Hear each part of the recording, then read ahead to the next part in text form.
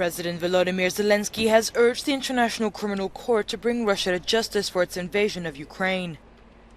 His call came from the Soesterberg air base during his surprise visit to the Netherlands on Thursday. His remarks echoed his earlier demand in The Hague for the global community to hold Russian President Vladimir Putin accountable for his actions. The work of your specialists, forensic experts, and who really help to investigate Russian war crimes and collect necessary evidence to bring them to the main thing, to justice. All this brings our victory closer, our common victory. In March, the ICC issued an arrest warrant for Putin for war crimes, accusing him of personal responsibility for the abductions of children from Ukraine. In Kyiv, Russian forces conducted more nightly air raids in response over what Moscow says was a drone attack on the Kremlin carried out on Wednesday. In addition, the Ukrainian Air Force said it was forced to down one of its own drones that lost control over the capital on Thursday evening. A fragment is thought to have started a fire in a shopping center. Meanwhile, in Moscow, rehearsals are underway for the main military parade celebrating victory in World War II. It will still go ahead as expected, despite the claims that President Putin has been the target of the drones flying over the Kremlin. What you have seen is a report from Euronews. This report also reported that Zelensky's visit to the Netherlands was a surprise. Did he think that if he returned to Kiev, there would be a Russian retaliatory attack? This drone attack tends to be taken seriously in the West as a serious provocation, whether or not it was aimed at President Putin. In Japan, though, it is being reported as if it were a Russian stunt of its own making, as if it were a variety. The US leftist media and Japan are agitating that it is a false flag, but in fact Russia has not overreacted to this. We know that Russia has a history of doing this. They have a history of doing false flag. It is not unusual, it is incredibly common. I just don't want to speculate at this time. Scott Ritter, a former U.S. Marine Corps intelligence officer, explained in a brief comment shortly after the drone attack. This is Scott Ritter, talking to you from Irkutsk, Russia. Just with a brief comment on the drone attack against the Kremlin that took place last night. Right now, the feeling is that this was an attack carried out, if not directly by Ukraine, definitely on the orders of Ukraine. And I think Dmitry Medvedev, the former president of Russia, has said it best, that the Zelensky regime and Zelensky himself will probably have to be liquidated, which means killed. Now, some people out there might think that that's a rather harsh response, but I would ask them to consider in the following. If there was a hostile actor who had said they plan on attacking the White House with drones, and then drones attack the White House, how long do you think it would take for the United States to eliminate them from the face of the earth? And the answer is not very long. So it's a double standard, a little bit of hypocrisy, to have a situation where the Ukrainians say, we plan on sending drones to attack Moscow on or about May 9th, Victory Day, and then a pair of drones arrives in Moscow and hits the Kremlin. The Ukrainians said they were going to do it. It was done. And now I think the Ukrainians are going to be held fully accountable for it. How and when this will occur, it's a decision only the Russian government can make. But I think Dmitry Medvedev's sentiment is shared widely amongst the Russian people. And there will be an accounting. And it isn't going to end well with for Zelensky. In other words, false flag or not, it is the same no matter who the opponent is. Imagine how the US would respond to a drone strike on the White House. On April 15, the Russian newspaper Pravda published the following article. In Ukraine and the West, they started talking about the elimination of Zelensky.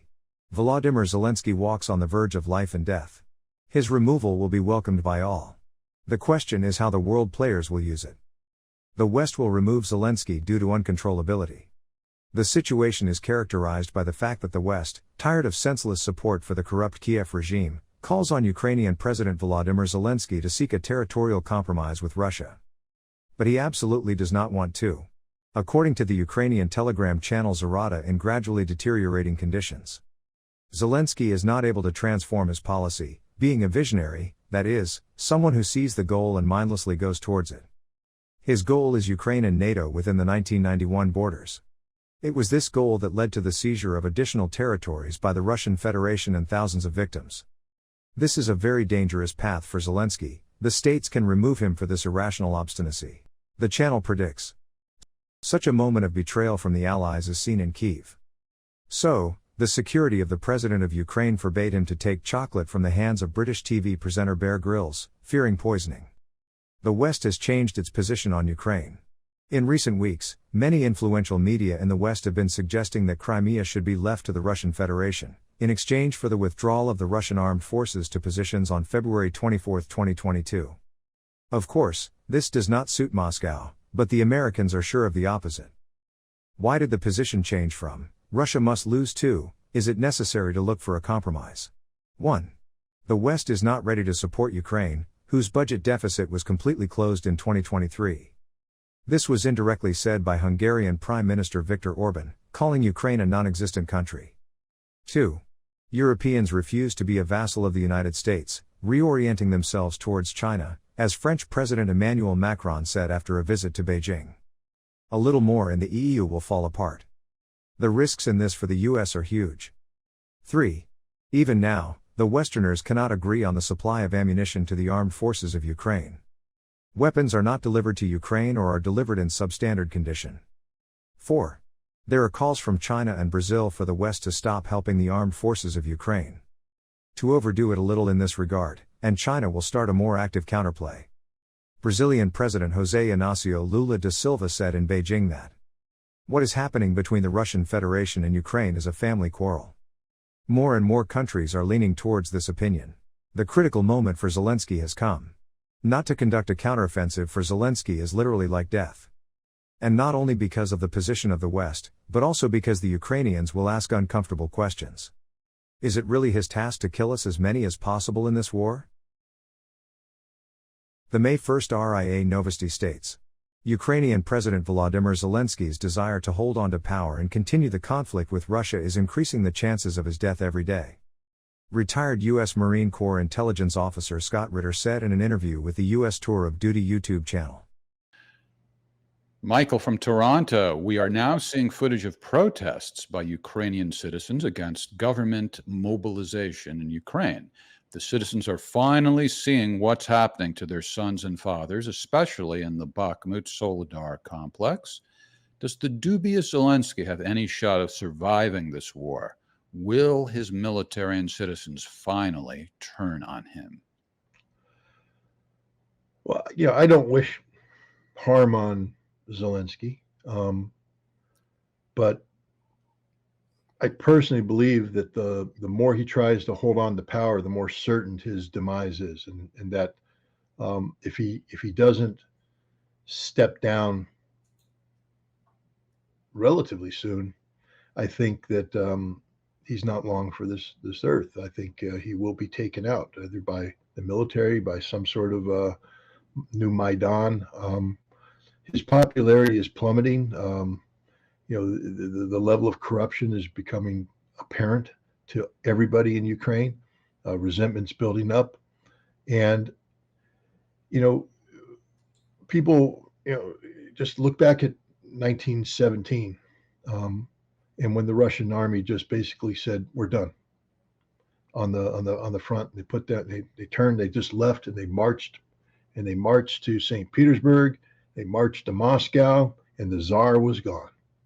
And I honestly believe that the way this war is going, and the fact that the majority of the regular troops have been killed, captured, or wounded, that these territorials are waking up to the fact that this is just a slaughter for no good reason. There's nothing worth their sacrifice, and I think there could be very well a spontaneous decision just to stop fighting, pivot, go to Kyiv, and terminate the problem. And the problem is Zelensky. It is not only Russian media. According to Politico on May 2nd, Ukraine says it is withholding details of the counteroffensive from its allies. Biden administration officials insist that Ukraine has never been completely open with the United States about its military plans. There was no expectation that Ukraine would call the White House and say that it would launch a counteroffensive on day X at Y time. They have been stingy with information from the beginning, said a U.S. official. It is reported thus. Is the U.S. behind this drone attack, or is Zelensky out of control? Prigozhin, which was widely reported by the media, will remain in Bakhmut.